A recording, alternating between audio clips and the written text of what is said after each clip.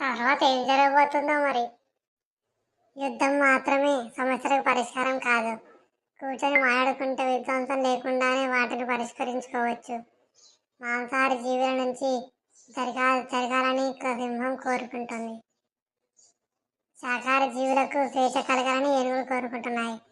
ఇద్దరు కోరికల్లో న్యాయం ఉంది.